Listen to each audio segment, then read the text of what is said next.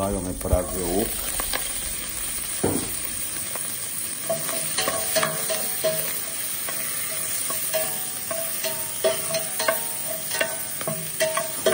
Спираме до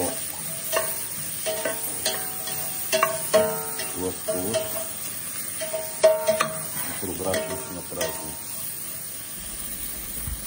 Слагаме и киселото зеле.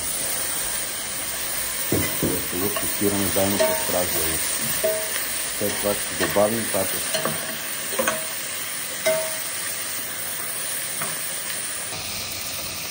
Продължаваме с спирането.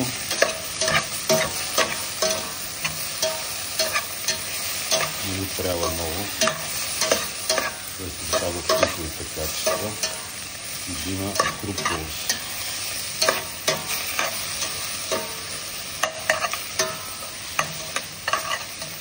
Слагаме червен пипер.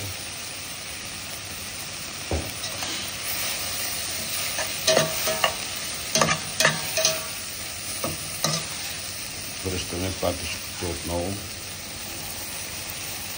И продължаваме с сиране.